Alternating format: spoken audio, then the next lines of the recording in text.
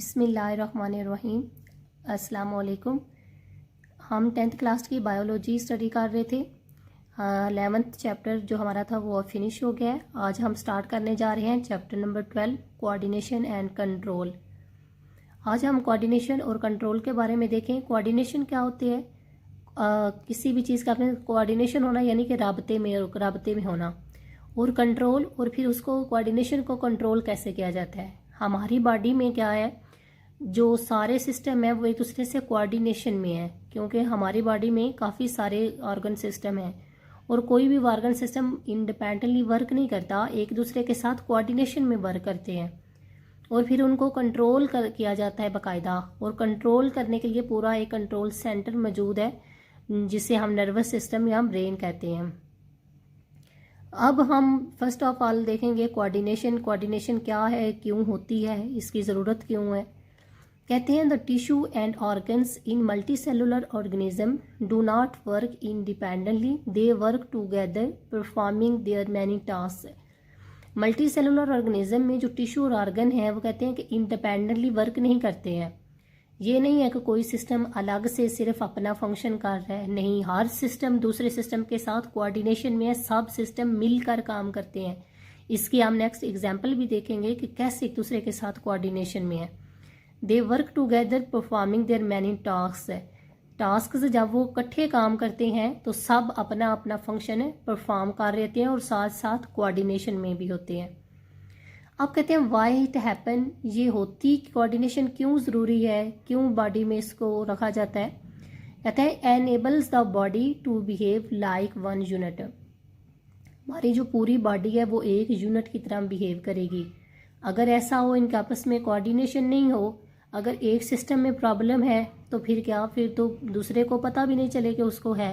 लेकिन क्या हमें कहीं पे प्रॉब्लम होता है तो पूरी बॉडी में वो फील होता है, हमें पूरी बॉडी डिस्टर्ब हो जाती है।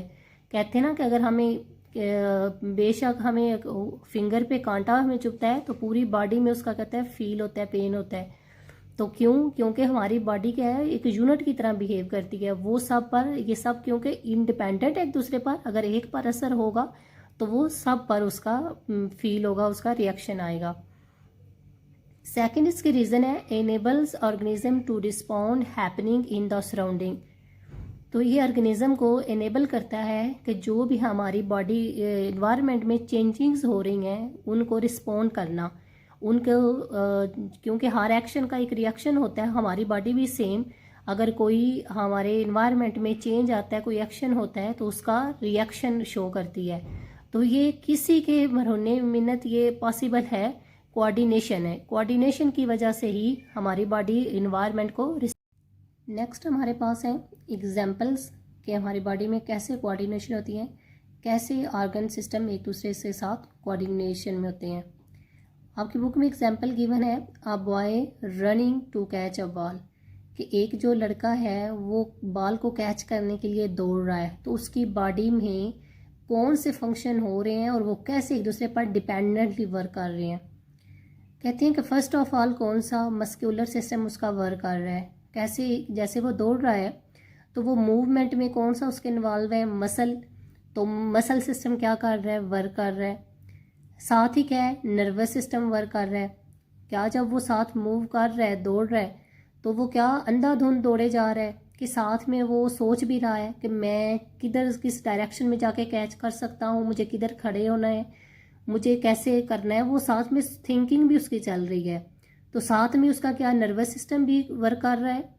अगर देखें तो रेस्पिरेटरी सिस्टम, जब दौड़ते हैं तो क्या हमारा रेस्पिरेटरी रेट जो है वो ब्रीदिंग रेट क्या होता है, तेज़ हो जाता है। क्यों? क्योंकि मसल्स मूव कर रहे हैं तो ऑक्सीजन बॉडी को ज़्यादा चाहिए, तो साथ में ऑक्सीजन ज़्यादा लेने के लिए साथ ही हमारा रेस्पिरेटरी रेट तेज़ हो जाता है। इनडायरेक्ट क्या, रेस्पिरेटरी सिस्टम वर्क करने लग जाता है। साथ में क्या है, सर्कुलेटरी सिस्टम क्या है, ब्लड सर्कुलेट करता है तो एनर्जी प्रोवाइड करता है सेल्स को। क्योंकि मूवमेंट हो रही है तो बॉडी को क्या चाहिए, एनर्जी चाहिए। इनडायरेक्ट क्या, सर्कुलेटरी रेट, जो सर्कुलेटरी सिस्टम है वो तेज़ हो जाता है। तो ये क्यों, जस्ट जब लड़का, एक्शन एक हो रहा है कि बॉय रन कर रहा है, लेकिन वो कितने, जब मसल्स ने शुरू किया मूव करना तो साथ कितने सिस्टम उसके साथ ही वर्क करना डिपेंडेंटली। मसल्स ने जब किया, नर्वस सिस्टम को आइडिया हो गया कि अब मसल्स को क्या चाहिए, ऑक्सीजन भी चाहिए, एनर्जी भी चाहिए। उसने सेंड किया मैसेज कि इसको ऑक्सीजन भी जल्दी दो और उसको एनर्जी भी दो। तो वो साथ ही जब इनके पास मैसेज आया तो ये दोनों, इन्होंने अपना काम तेज कर दिया और मसल्स को एनर्जी और ऑक्सीजन पहुंचाना शुरू कर दी। तो इस तरह ये एक दूसरे के साथ कोऑर्डिनेशन में है। एक सिस्टम जब वर्क करता है तो साथ ही उसके साथ दूसरे राब्ते में रहते हैं, जो चाहे दूसरे का डिपेंडेंटली वर्क करते हैं। उन्हें पता चला कि मसल्स को ये चीज़ें चाहिए तो उन्होंने भी साथ अपनी फंक्शनिंग शुरू कर दी।